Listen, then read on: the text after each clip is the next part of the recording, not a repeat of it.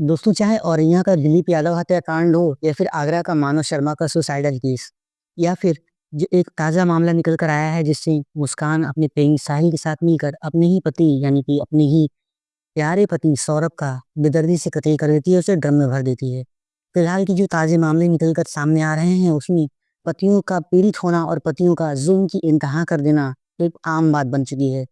आज एक ताज़ा मामला इसी कड़ी में एक और जुड़ चुका है जिसे सुनकर आप भी हैरान और परेशान हो जाएंगे। दरअसल छोड़-छोड़ती होना या प्यार में दूसरे के बाद किसी से रिलेशन बना लेना या फिर अपने पति को त्याग देना या फिर उसके मौजूदगी में ही किसी और के साथ संबंध बनाना, ये सब चीज़ें अब पुरानी हो चली हैं। ताज़ा मामला एक ऐसे ट्रेंड की तरफ जा रहा है जो कि बहुत ही खतरनाक साबित होने वाला है और अब पुरुष आयोग बनने की डिमांड, पुरुष आयोग बनने की जो माँग है वो बहुत तेज़ होती जा रही है। तो आज का जो ताज़ा मामला है वो मेरठ की मुस्कान या फिर दिलीप यादव की जो पत्नी थी उससे हटकर या फिर एक और जो मामला निकल कर आया था मानव शर्मा की पत्नी निकिता, उससे हटकर 2 कदम आगे बढ़ चुका है। दरअसल हुआ यूँ कि बिहार का एक शहर है वैशाली और इसी वैशाली ज़िला के अंतर्गत एक थाना लगता है करताहा थाना।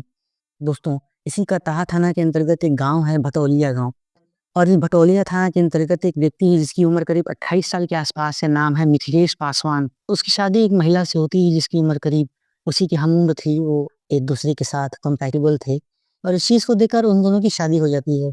ये शादी होने के बाद रिश्ते कुछ समय तक ठीक चलते हैं लेकिन लेकिन पति जो कि एक बाहर का काम करता था, बाहर रहकर अपनी ज़िंदगी गुज़र-बसर कर रहा था, अपने परिवार को सँभाल रहा था और उसकी पत्नी जो थी उसे ससुराल में रहकर अपनी ज़िंदगी गुज़र-बसर कर रही थी।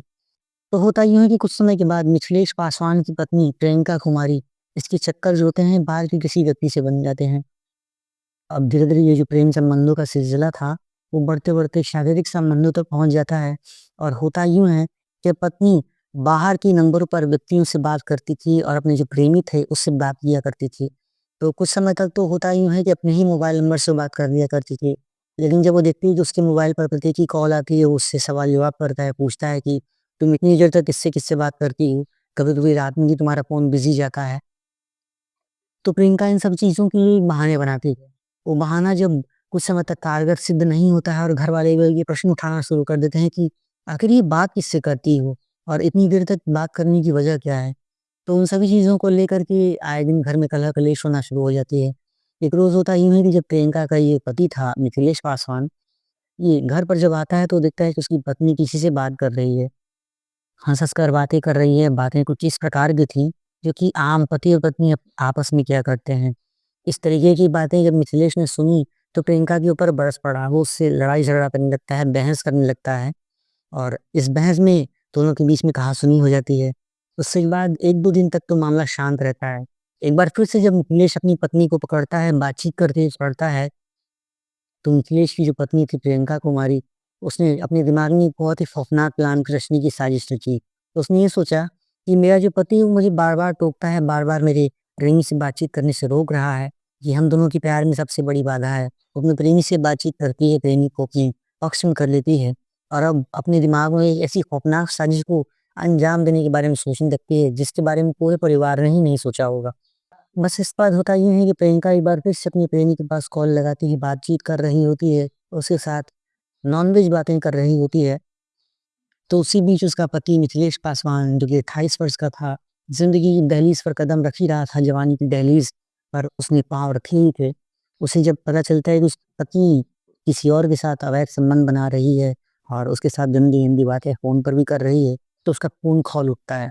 उससे लड़ाई-झगड़ा करने लगता है, बहस करने लगता है। लेकिन उसे इस बात का तो अंदाज़ा ही नहीं था कि अब उसकी पत्नी उसके साथ क्या करने वाली है। इसके बाद काल पत्नी उठती है, फ़ोन काटती है और एक ज़ोरदार ईंट का प्रहार करते हुए अपने पति के सिर पर ताबड़तोड़ वार कर देती है, जिससे मिथिलेश वहीं ज़मीन पर गिर पड़ता है और उसकी बेदर्दी से वो वहीं पर हत्या कर देती है। दोस्तों, प्रियंका जो कि अपने पति मिथिलेश के ऊपर इतनी ज़्यादा खफ़ा थी, इतना ज़्यादा उससे गुस्सा था, कि उसने अपने पति मिथिलेश पासवान की हत्या करने के बाद वो यहीं पर नहीं रुकती है, कहानी अभी यहीं पर ख़त्म नहीं हुई है। उसने ज़ुल्म की इंतहा पार करते हुए, बेदर्दी से बर्बरता की इंतहा को पार करते हुए, अपने पति का प्राइवेट अंग ही बेदर्दी से काट दिया और काट देने के बाद वो अपने घर पर शोर मचाने लगती है, चीखने-चिल्लाने लगती है कि मैंने ऐसा-ऐसा काम कर दिया है। तत्काल पुलिस को मौके पर बुलाया जाता है। वैशाली पुलिस मौके पर पहुँचती है। करताहा थाना के अंतर्गत पुलिस टीम मिलकर उस महिला को गिरफ्तार करती है। उसके बाद जब इस पूरे मामले का खुलासा होता है, तो एक सिलसिलेवार हत्याकांड की इस खौफनाक वारदात को एक बार एक फिर से एक पत्नी ने अंजाम दिया, जो कि आज आपके सामने निकल कर सामने आया है। फिलहाल उस कातिल पत्नी प्रियंका को गिरफ्तार कर लिया गया है, गिरफ्तार करके उसे जेल भेज दिया गया है। लेकिन एक बार फिर से वही सवाल निकल कर सामने आता है कि उन मर्दों का क्या कसूर है जो अपनी पत्नी को बेइंतहा प्यार करते हैं, बदले में वफ़ा की नीयत करते हैं, लेकिन पत्नी अब जो उन्हें किसी सूटकेस में भर रही है, किसी ब्रीफ़केस में डाल दे रही है, किसी ड्रम में पैक कर रही है, तो कभी किसी का प्राइवेट पार्ट काट दे रही है, तो कभी अपनी प्रेमी के साथ मिलकर इस तरीके की खौफनाक साजिशों को अंजाम दे रही है, जिसकी जो कहानी निकल कर है आए दिन हमारे सामने आ रही है। और अब देश में सवर्ण आयोग के साथ-साथ अब एक पुरुष आयोग बनाने की भी माँग बहुत तेज़ी से उठ रही है, ताकि इस तरीके के मामलों पर रोक लगाई जा सके। आखिर पीड़ित पुरुष कहाँ जाए, किससे फरियाद करे? और अगर वो कोर्ट कचहरी के मामलों में फँसता भी है, तो पत्नी उसे स्वयं का पीड़ित बता देती हैं, धमकाने लगती हैं, उसे ये कहती हैं कि ये मेरे पर ज़्यादती कर रहे हैं, मारपीट कर रहे हैं, हमसे दहेज माँग रहे हैं। 498 का मुकदमा लगवा देती हैं, 504, 506 के अंतर्गत केस दर्ज करा देती हैं।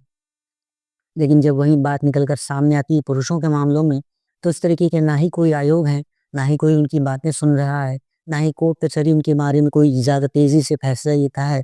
और इस तरीके के खौफनाक हत्याकांड निकल कर आए दिन अब हमारे सामने आ रहे हैं। फिलहाल आपने अभी एक ताज़ा मामला देखा होगा, जिसमें एक महिला है, वो अपने ही लोको पायलट पति को बहुत ही बुरी तरीके से अपने ही सास-ससुर, अपने ही घरवालों के सामने, अपने ही भाई के सामने मिलकर बेदर्दी से पीट रही है। और वो जो पति है वो पीड़ित है, वो मार खा रहा है, और वो पुलिस प्रशासन के सामने जाकर रिक्वेस्ट कर रहा है, विनती कर रहा है कि उसे उसकी पत्नी से बचाया जाए।